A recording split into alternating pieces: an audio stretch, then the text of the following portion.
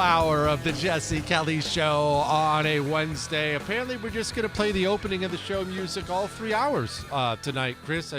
Look, I'm all about it. I'm excited. I'm glad to see you're excited. Definitely not just screwing something up. Either way, we're going to talk about what Dome just announced today. That's interesting. Apparently, we have discovered life on another planet. We're going to talk about this communist in New York trying to grab for your guns. All that, emails, the entitlement of illegals, and so much more coming up in the final hour of the world-famous Jesse Kelly Show. Now, Dome, also known as Kamala Harris, came out today and she made an announcement. Quote, "In recent months, I've given serious thought to asking the people of California for the privilege to serve as their governor. I love their state, its people, and its promise. It's my home, but after deep reflection, I've decided I will not run for governor this election," she said in a statement released Wednesday. Now, I'm not going to insult your intelligence. You know exactly what this means. I know exactly what this means. That's not an announcement that she's not running for governor. That's an announcement that she's running for president. Let's talk about this.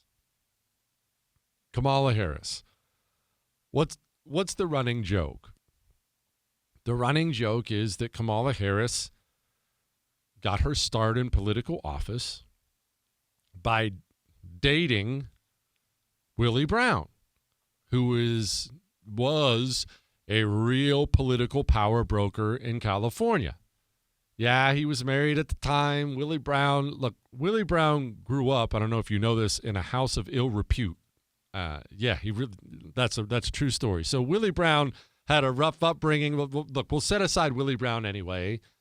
Kamala Harris, as a young woman, dated him. Then, as soon as he got her political career going, she dropped him like a hot potato and moved on. But that's not just her story. She was constantly ladder climbing in politics in ways that are almost unique. And I know politicians do this, especially the majorly ambitious ones do, but she would fight and scratch and claw. Ask Willie Brown, she'll do anything in order to get ahead. She will. That's what made the story so funny. It wasn't the dating, it was the ambition. It was the naked ambition. She remember during the debate? Remember during the debate with Joe Biden? This was the first time. I think it was the first debate they had. Joe Biden, Kamala, they're on stage, and she's losing at this point in the primary. She got a little bump right when she jumped in because the American media saw a woman of color and they decided she was the second coming of Jesus. But the public quickly figured out this airhead doesn't know anything about anything. And so her poll numbers went up and then, boom, cratered immediately. By the time she debated Joe Biden, she had no chance, zero, zip, zilch, to win that primary. That primary was over for her. I think she was polling at 2% or something like that, 1 or 2%. She still knifed Joe Biden, essentially calling him a KKK member who opposed busing on the debate stage. This is a woman who would knife her own mother without a moment of hesitation to get ahead. An insanely ambitious woman. And let's remember, she always had her eyes on the top job. Tried very hard for the top job. She rose to be VP. Now, I realize she was a diversity hire, and don't email me and tell me you're offended. I don't care if you're offended. Joe Biden said he would only pick a black woman. That's a diversity hire. If you want to stop getting called diversity hires, then stop announcing ahead of time you're doing diversity hiring. It's not my problem. It's your problem. She's a diversity hire. But it doesn't matter how she got there. She got to be vice president of the United States of America. Then she ran for president. She was handed $2 billion by Obama's fundraising network and blew the whole thing. Donald Trump's now president of the United States of America. But blowing it has never held Kamala back. Ever. Just because she blew it once before, this woman's going to try again. This was not an announcement that she's not running for governor. She might as well have come out today and announced she's running for president of the United States of America. Now, maybe you're sitting there saying, yes, but she's going to lose again. She's going to get crushed again. And you're right. She cannot make it out of a primary. Even idiotic, useless, robotic communists who vote in Democrat primaries, even they hate Kamala Harris. She was never a threat to win a primary before. She won't be a threat the next time, I don't think. But there's no way a woman who's still relatively young, I think she's 60 right now, in politics, shoot anymore, she's a spring chicken. But 60's definitely young enough to run. There's no way. Oh, I'm right, 60 years old? Man, I know so much stuff, don't I, Chris? What? Anyway, there's no way a woman like that is going to retire and ride off into the sunset. And the logical choice, the choice you would make, and maybe the choice I would make, probably the choice I would make is, okay, you rose to be vice president. Clearly, the American people reject you. You can blame them or whatever, but clearly, whatever you're selling, they're not buying. But you were vice president. You have access to millions and millions of dollars in the communist fundraising network, in the university system. You could walk away from all of it right now, and your family would want for nothing. You would spend the rest of your days, she's 60? I mean, I don't know her genes, but 15, 20, 30 years she's got left on this planet. You could spend the next few decades on private jets, or at least flying first class with your actually it'd be private jets, in private jets with your family, luxury 5-star hotels, not working too hard. You could have easy street for the rest of your life.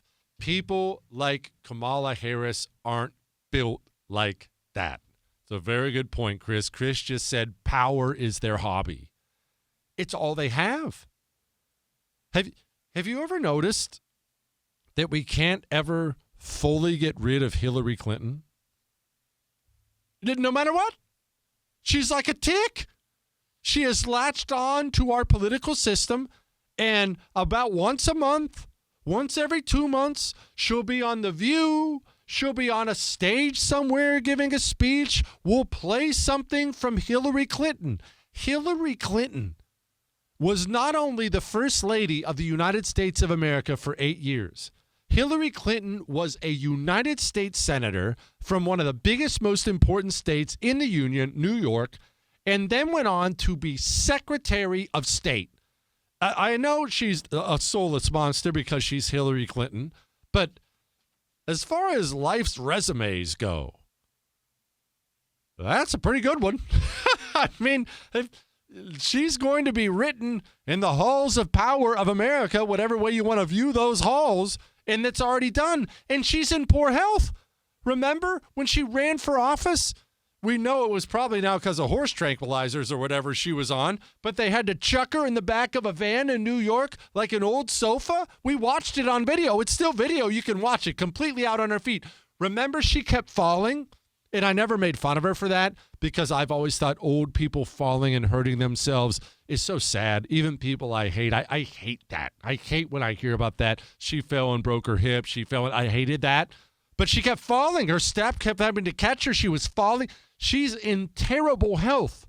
You've done everything you could do in political life. You're in terrible health, and still she's on stage. These people, we can't get rid of them. You can't get rid of these types. Kamala Harris is going to run for president. And look, she could win a primary. And I don't think so, but she could. And what happens if our candidate has a scandal? What happens if our candidate has a heart attack? What happens if Democrats try to blow his head off again and succeed this time? Let's not forget they tried to do that with Donald Trump. Let's really not forget. Not only did they do that, but we don't know anything about the guy who almost blew Donald Trump's head off. Setting that aside, You don't know what might happen. You don't know. Life comes at you fast. All right, let's do some emails. Someone wants to talk about this New York City thing, what CNN said. In fact, we'll talk about this dirty communist in New York and going for your guns.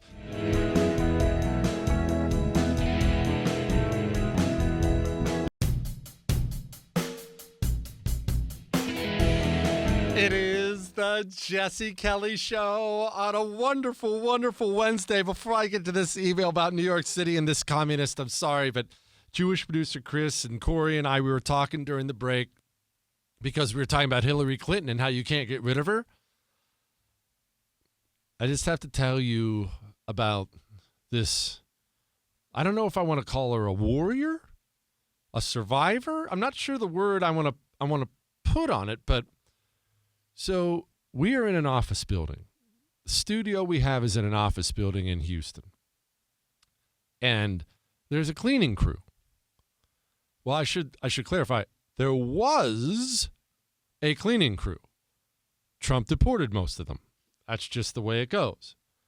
But from the first moment Chris, how long have we been in that building? 3 years? 2, 3 years? 4 years? 4 years. They built us this studio in this building. For 4 years, there has been one little Mexican lady, little chunky, and she is comfortably the laziest cleaning person I have ever seen in my life. I catch her, well, really every single time I see her, I'll catch her cleaning nothing. And she's so cleaning nothing that when she even attempts to pretend to be cleaning something, it makes it look worse. I didn't even tell you guys during the break. I've caught her out in the parking lot, and she was just wandering around the parking lot, and she saw me coming, and she bent over and like picked up a piece of trash. I have caught her. So our building has elevators and it has stairs. I'm a pretty in-shape person, so I try to take the stairs down whenever I can. I take the stairs. No one ever takes the stairs in our building. I think there's a bunch of feminists, so they stick with the elevators. I have caught her in the stairwell more times, 50 times. It's a common occurrence. I'll be taking the stairs down, this real secluded stairwell, and I'll catch her just standing in the stairwell. And the second she sees me, she always has the same rag in her hands. I don't think it's been washed in 50 years. And she just reaches up and starts rubbing the stairwell. Like, why are you even rubbing the banister, the railing in the stairwell? Every other cleaner has fallen away. ICE came in and got them all, I'm sure, except for one. The one who never did a thing. And the others were awesome. They would come in, and I would habla with them, and Jewish producer Chris would roll his eyes and get embarrassed. But I'd be like, hola, ¿cómo estás? And I even, remember when I tipped them that one time? I flipped them a 20 to start doing the dishes because we don't do dishes. We don't have any women in our studio, so we don't know how to do the dishes. But we knew they did. That's their specialty. Flipped her a 20. They started doing the dishes. Boom, deported. Lost our dishwasher too. They would come in and bust their butts, vacuuming, everything. We never saw the chunky one. She was always hiding in the stairs, always rubbing something, doing nothing. They have all gone home. They're all back in Guatemala, and here she is, still rubbing the same spot in the stairs she's been for 4 years. And there was a time where, because I value hard work, where I was kind of resentful of the whole thing. I wasn't personally paying her salary. I know it goes into the rent, and so in a roundabout way we are, but I wasn't personally paying it, so I'm not going to stress, and I don't want to get some cleaning lady fired, so I've never said anything to management. I don't care. I'm not going to get a poor cleaning lady fired, but I still was a little bit resentful because the other ones were working so hard. They're scrubbing away. You should see the dishes Chris makes with the disgusting things he has in the office. The other ones are working hard. This one never did a thing. But that disdain for her has grown into admiration. How is she still there? She's still hanging on. You can't get rid of her. She's the ultimate survivor. I'm convinced at this point in time, We will be leaving that building, and she'll still be there. You know what we're going to do, too? We're stopping by to see her on the way out in the stairs, and I'll tell her, Chris, look, we're rooting for you now. Okay, keep going. We're rooting for you now. Hey, Jesse, I know the Muppets at CNN are terrible and have zero journalistic integrity. I try not to let their commie gaslighting get under my skin. But reporting the gunman yesterday in New York City as, quote, possibly white should make every legal gun owner in this country angry. Look, we don't have to cover the whole thing again. The reason they said that about that madman who walked in, murdered a bunch of people, he was trying to get to the NFL offices and took the wrong elevator like a moron. Apparently he was a running back, hit the wrong hole one last time, took the wrong elevator, and just went up and killed a bunch of innocent people like a freaking demon. And I heard what CNN said. Possibly white.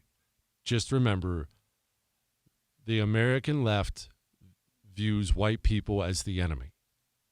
Anytime anything happens, they will do whatever they can to blame it on white people. I'm used to this by now. You are too. We've already explained the friend-enemy distinction thing. And it's just the kind of frustrating world we happen to live in. That's frustrating.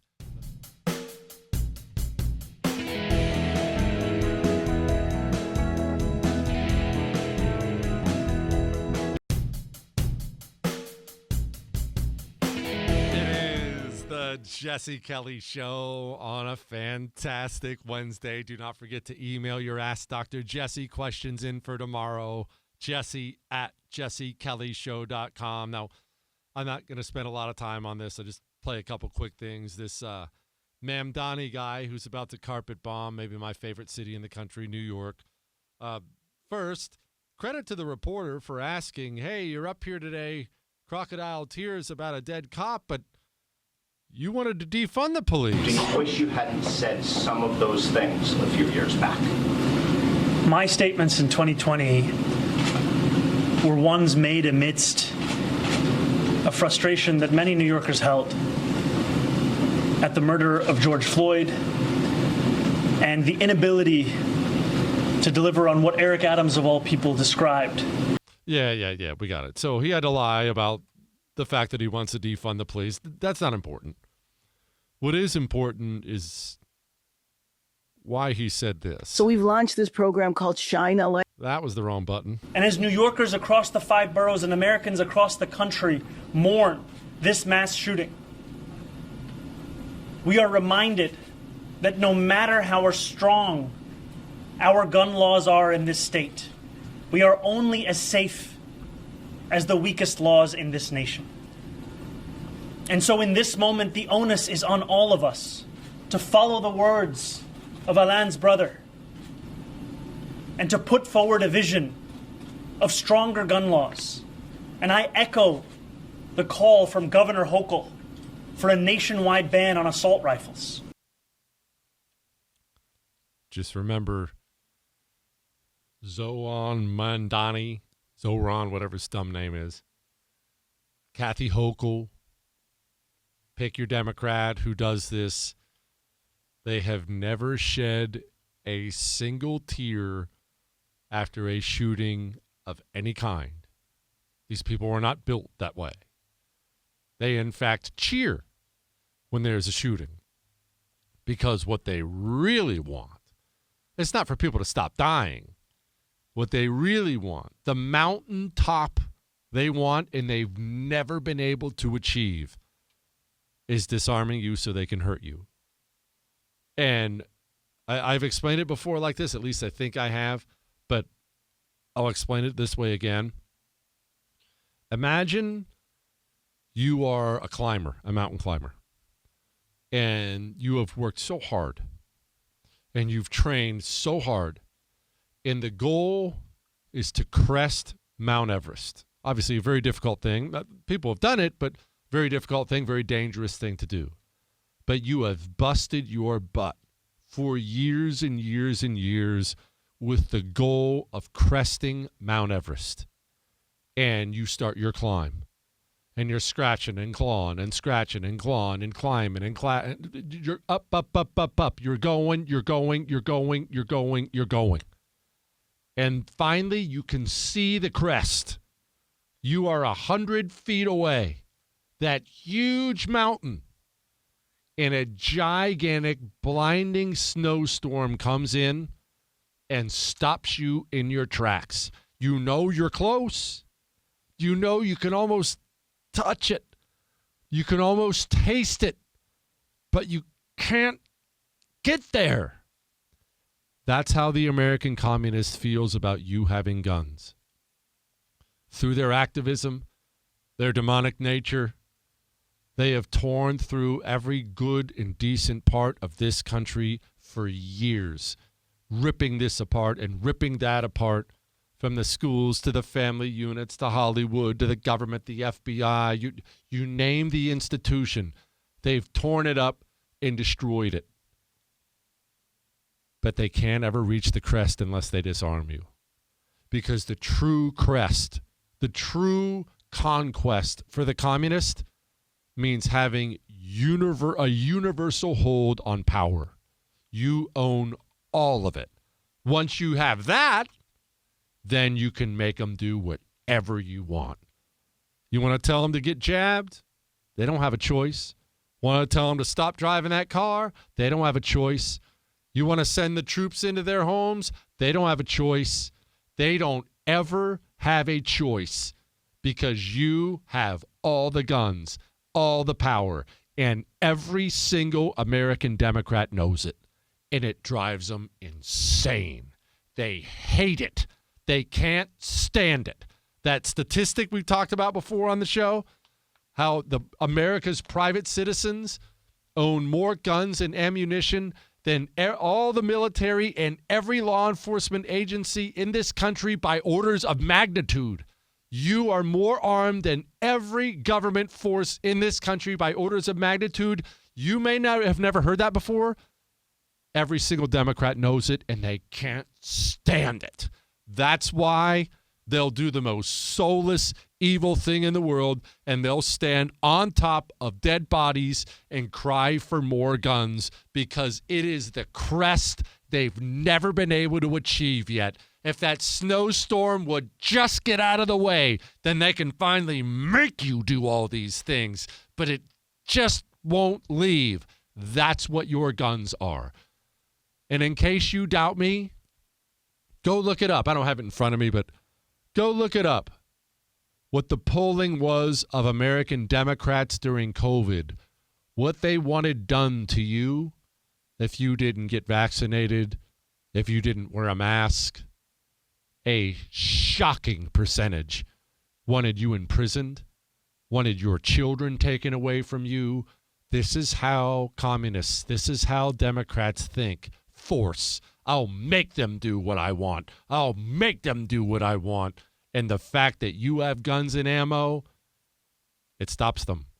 No matter how bad it gets, no matter how many elections we lose, no matter how much we lose the FBI, CIA, military, whatever, local law enforcement, no matter how bad it gets, it can't ever get to the place they truly want because you have more guns and ammo than they will ever have. And you may not know it, but they do. I promise you, they do. Let's do some emails. Jesse, listening to the Kamikaze segment, remember that was Monday and Tuesday of this week if you want to nerd out on some history, iHeart, Spotify, iTunes. My dad, oh, this is cool. My dad, William Howie Hawkeye, I'm sorry if I'm saying Howie wrong, I don't know how to say that, Howie Hawkeye on the USS Ticonderoga survived 2 kamikaze attacks on January 21st, 1945. Man, he died in Boston, on May 4th, 1980 at the USS Ticonderoga reunion with my mom and his shipmates. He died of a massive heart attack, and I cried for days. That hurts, man. Obviously, it hurts to lose a great man like that. Hurts to lose your father. I know that all too well. But I don't know. Maybe you'll hate me for this. Maybe you won't. In a way, isn't that kind of beautiful? Isn't that kind of amazing that in 1945 your dad fought, survived like a warrior, like the warrior he was, and then when he finally did go home, he got to go with his shipmates. That's, I know it hurts. I know, and I know this is years and years ago, so maybe you're okay by now, and maybe you're mad at me, and by the way, you're more than welcome to yell at me. You're warranted. It's your father, not my father. In a way, isn't that kind of beautiful?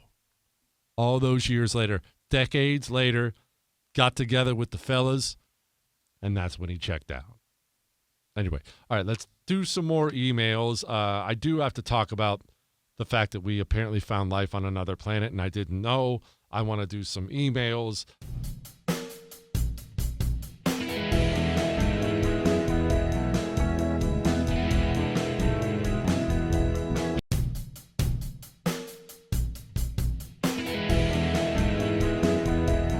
It is the Jesse Kelly Show, final segment of the Jesse Kelly Show on a fantastic, a wonderful Wednesday. By the way, am I going to have the headlines I didn't get to button because of the... Oh, it's okay, Chris. Look, we're having some soundboard issues tonight, so I'll handle all the soundboard stuff myself. Yes, I will, Chris. I can handle that. We won't have the legions of fans to help, but I'll handle it tonight. So I have always been, I'm just going to admit it to you right now, skeptical, extremely skeptical that there's life on another planet.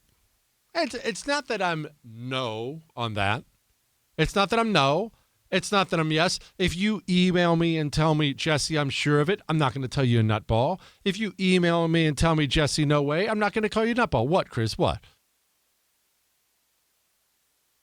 Chris said, what are the odds there are so many planets out there?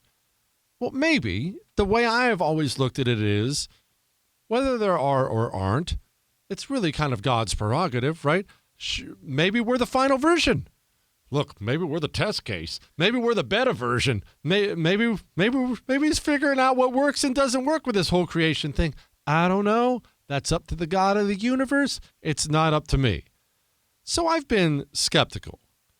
I do, however, I try to, on your behalf, because we want to do a good show for you every night on the Jesse Kelly Show, I try to stay relatively in the know on the news.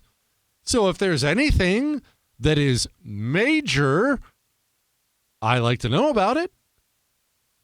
Apparently there's been some movement on the whole life alien thing. And I didn't know. I didn't find out until I sat down. Chris printed me this headline. Mars to invest $2 billion in U.S. manufacturing. So we're already doing trade deals with them? When did that happen? Why are you laughing, Chris? I think it's awesome. And not only that, they're on our side. I was led to believe through Hollywood fake news that we would be at war. $2 billion straight from Mars. Pretty cool, right? Pretty cool stuff. Let's do some emails. Jesse, I love your show. Keep up the good work. I've studied the Second World War, especially the Pacific Theater. I managed to watch a great course, so on and so forth. They discuss the production might of the United States war industry machine. They accurately estimated that 400 aircraft per day were produced for both theaters. We could produce aircraft quicker than they could destroy them.